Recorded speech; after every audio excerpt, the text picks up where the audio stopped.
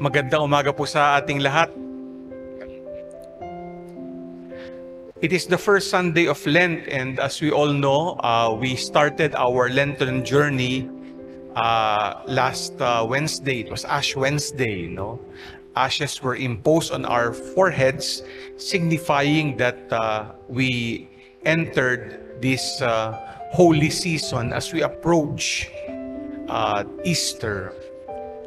For our reflection, given the Word of God, I'd like to use the word Lent as an acronym to sort of contemplate on this Lenten journey.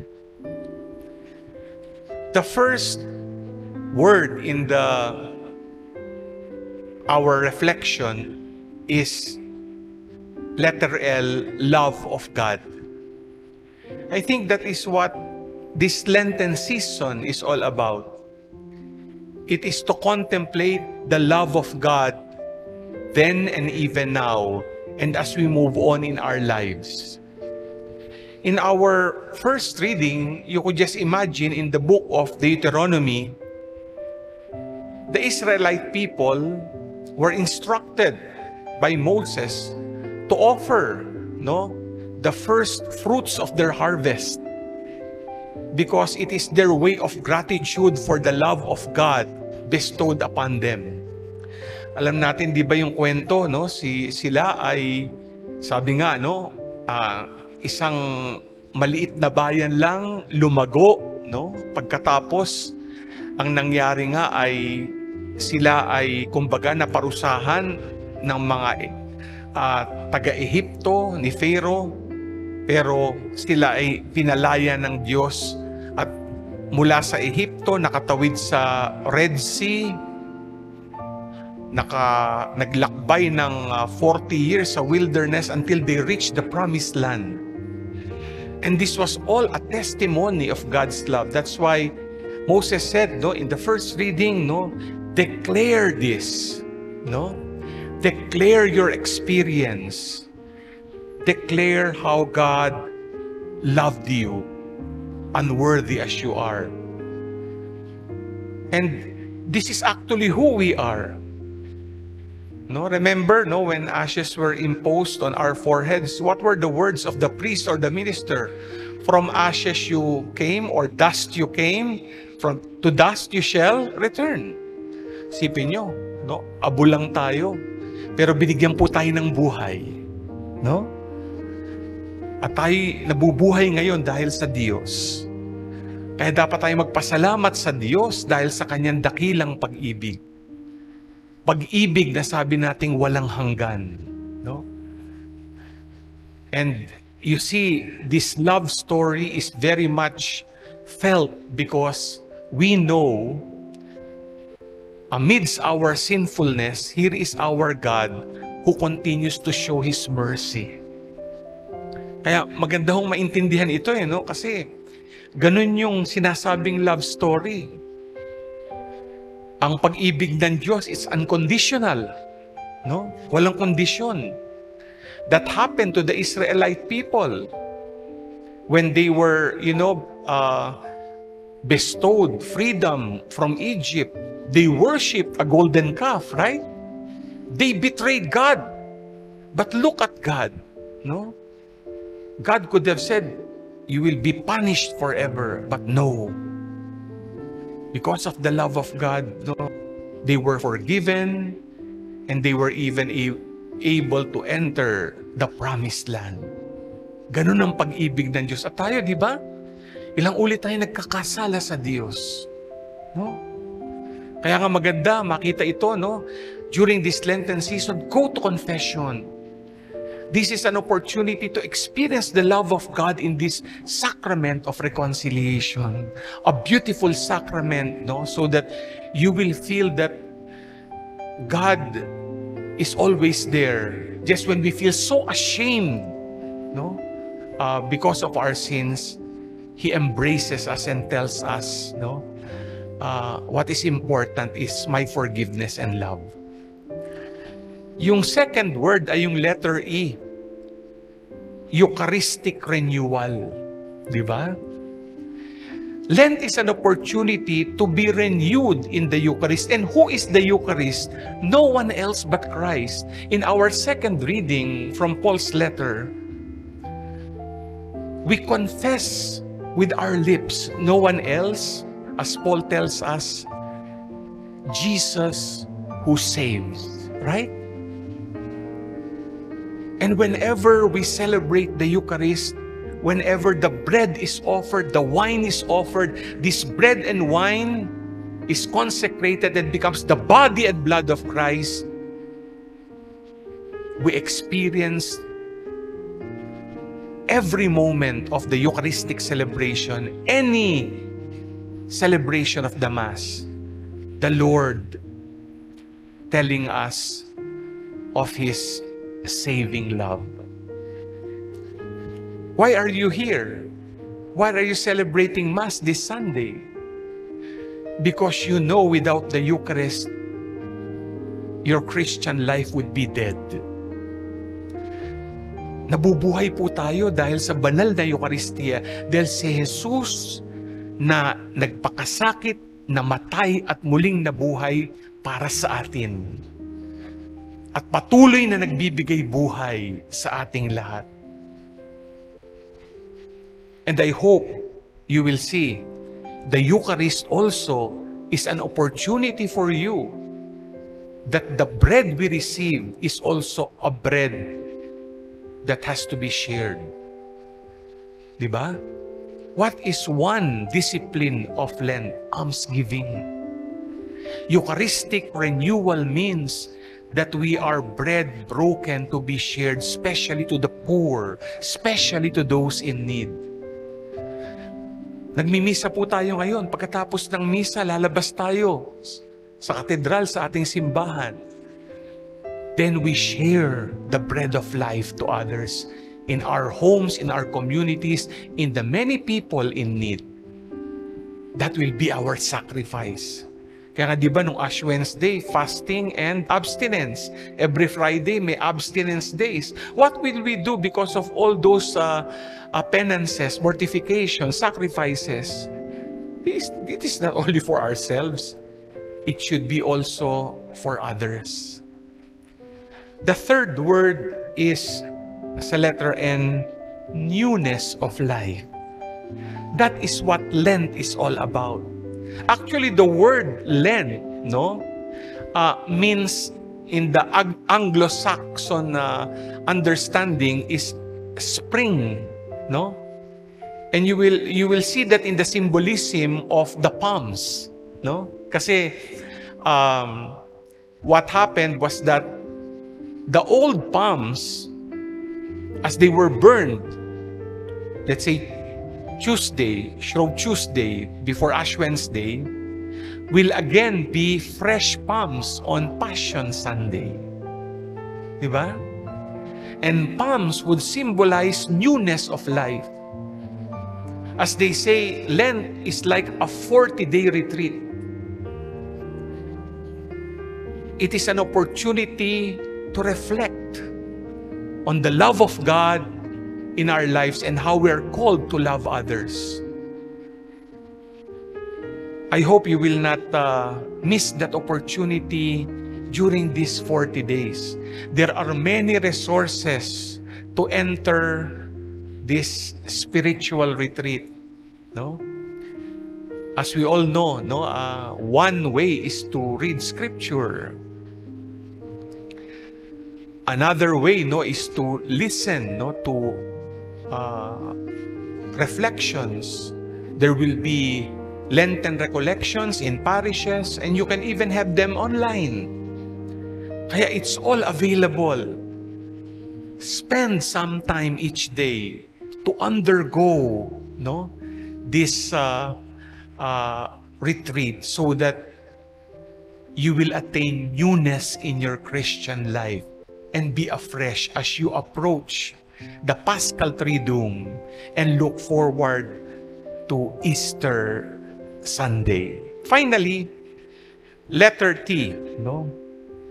T, the word T is triumph over temptations. That is actually the message of our gospel, the Lord, no, was tempted, no, in the desert, and he was tempted with plenty, with power, with pleasure, name it, you have it. I will not enumerate anymore, no, what happened. But it's good to focus, no, on our own temptations. Number one, I just like to point out, temptation is not yet sin. No? No? When we give in to temptation, that is when we sin. Hindi ko alam kung ano po ang mga tukso ninyo. No? Sabi nga yung iba, pag dumating yung Ash Wednesday, no, merong parang resolution, may pag-iiwas-iwasan na, di ba? Kasi mga tukso sa kanila yun eh. They want to deprive themselves, sabi nga nila. No, hindi na raw sila kakain ng tsokolate, no? Ayan, no. Sabi, bumibigay din pagkatapos. O yung iba, sabi hindi daw muna magpe-Facebook, no? Eh pagbukas ng cellphone, ayan na.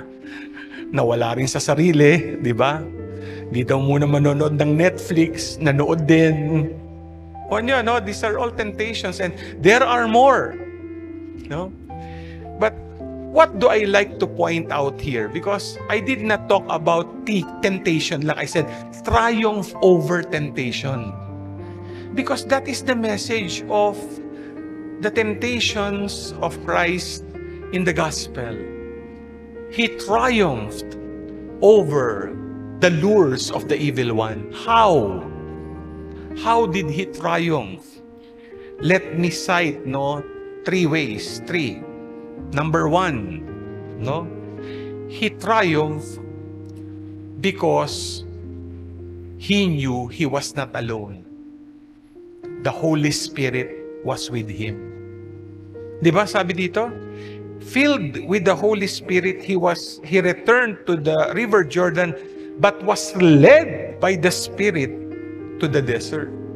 So hindi siya nag-iisa.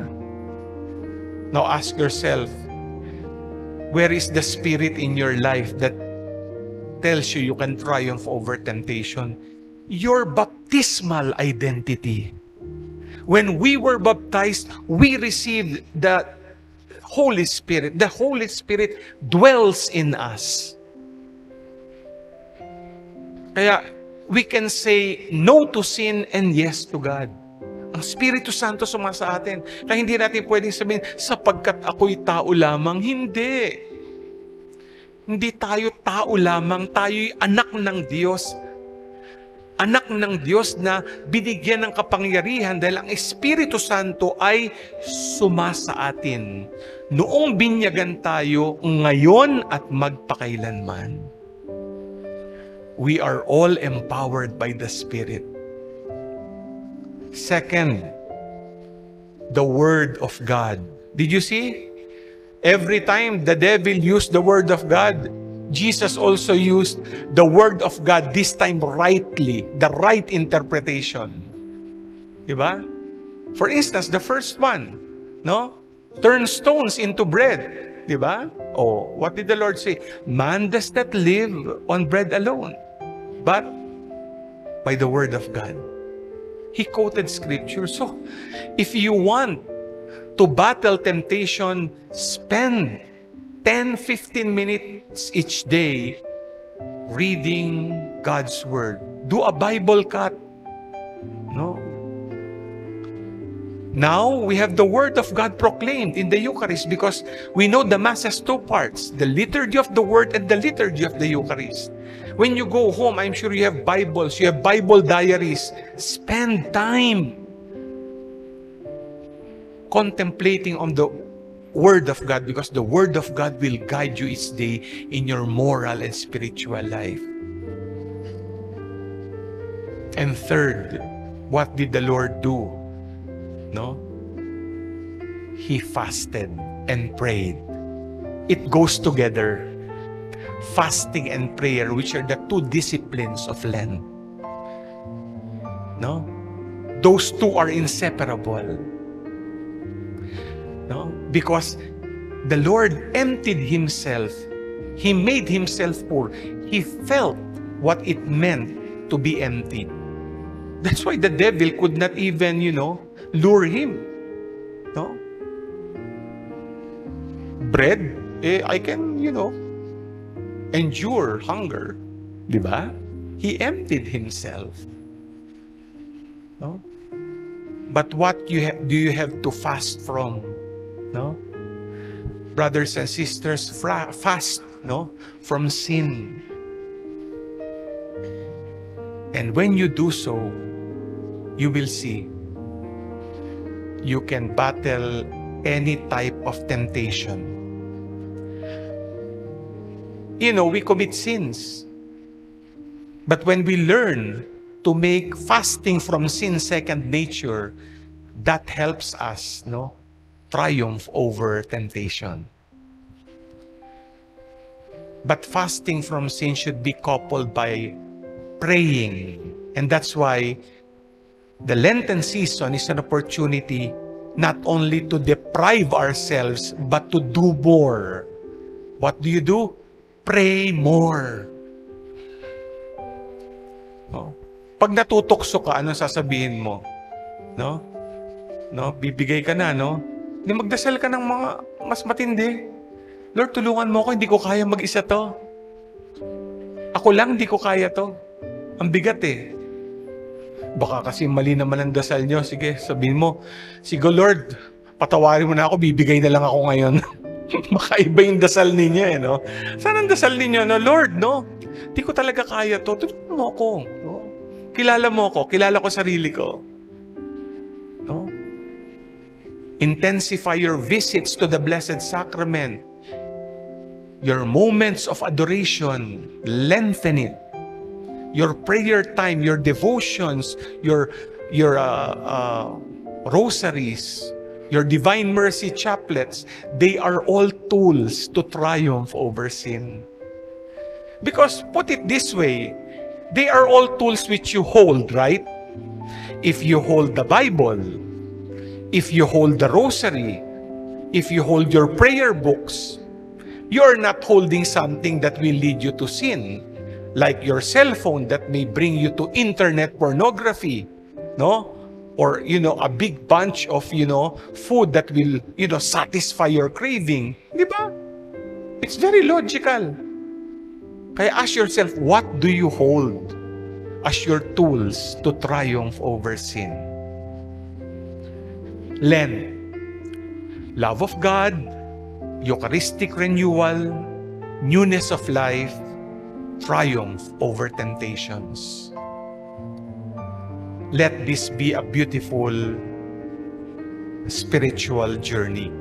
The Holy Father came out with his Lenten message this year. And he pointed out that as pilgrims of hope, we should journey together in hope. And that should be our disposition, to journey together in hope as we look forward to the resurrection. The blessed day when the Lord, as we know, triumphed over sin and death. Easter Sunday, that spells out the saving love, the redeeming love of Christ. Amen.